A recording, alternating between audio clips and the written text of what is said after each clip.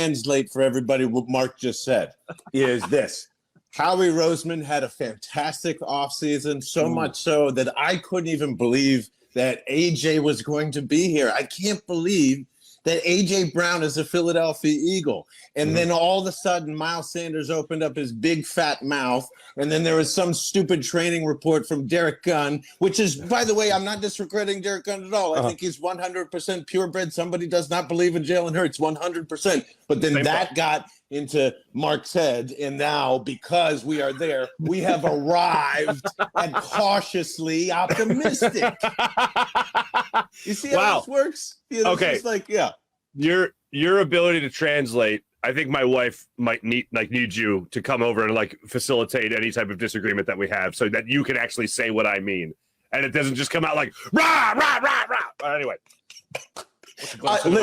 Listen to me. I understand because both you and I grew up in a pre-Super Bowl world of misery, of looking at Sam Bradford throw 10 beautiful passes in the preseason and then be maybe a little bit of a jerk off and say Super Bowl run like maybe somebody you're talking to right now. So I get it.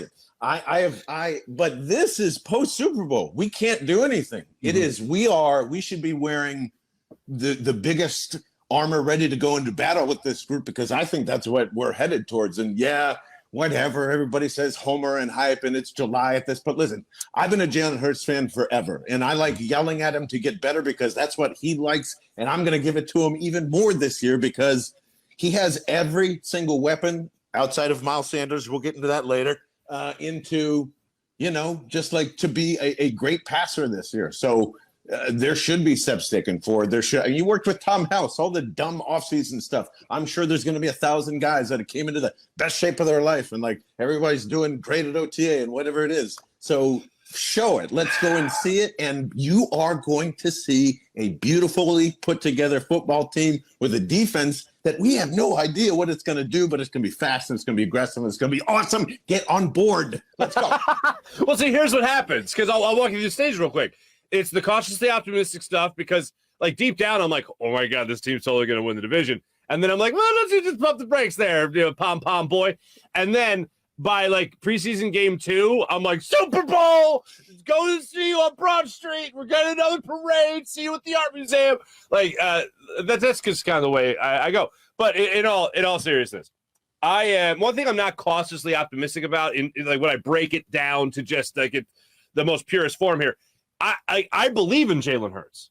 Like I believe in Jalen Hurts. I believe that at the end of this season, at the very worst case scenario, the Eagles are going to have the very difficult decision of going, okay, is he the guy for the future, or do we use a pick on a quarterback? And I think they're going to stick with him. I think after this year, Jalen Hurts will remain the Eagles' starting quarterback for the foreseeable future. We'll put it to you like that.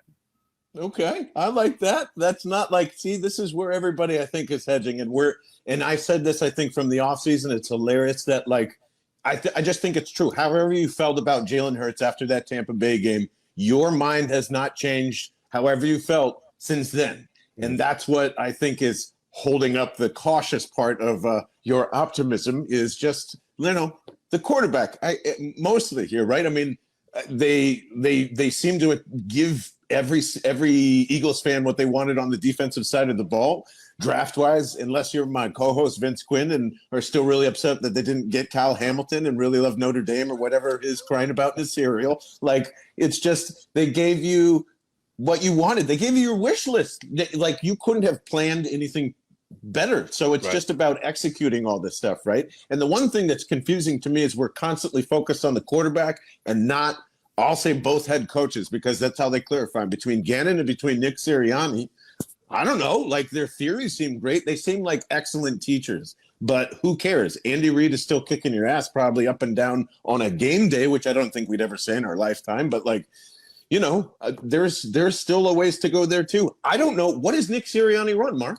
I think it's like some kind – I have no idea, to be honest with you. I really don't know.